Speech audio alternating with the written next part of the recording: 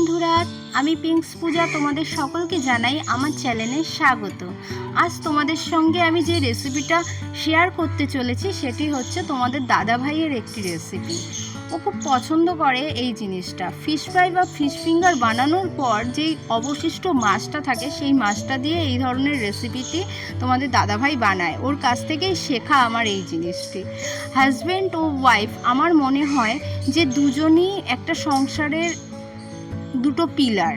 কারণ অনেক হাজব্যান্ডের থেকেও যেরকম শেখার আমাদের অনেক কিছু থাকে, তেমনি ওয়াইফের কাছ থেকেও শেখার আমাদের অনেক কিছুই থাকে। এই সম্পর্কে কেউ ছোট নয়, কেউ বড় নয়। এই মেন্টালিটিটি যদি দুজনের মধ্যেই বর্তমান থাকে তাহলে সেই সম্পর্কটি খুব সুন্দর ও ভাবে এগিয়ে নিয়ে যাওয়া সম্ভব বলে আমার মনে হয়।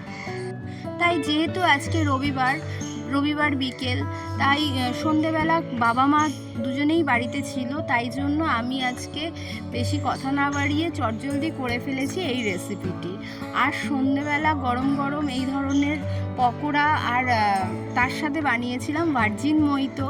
এই দুটো খেতে তো অসাধারণ, যেহেতু প্রচণ্ড গরম পড়েছে আর একটু কোল্ড ড্রিঙ্কস না থাকলে কি আর মজা লাগে পকোড়ার সাথে, তাই জন্য বানিয়ে ফেলেছি আমি আজকে ফিশ চপ আর তার সাথে ভার্জিন মোহিতো। তোমরা যদি ডিটেলসে রেসিপিটি চাও অবশ্যই আমার কমেন্ট সেকশনে জানিও, আমি আবার আসবো ডিটেলসে এই ভিডিওটা নিয়ে।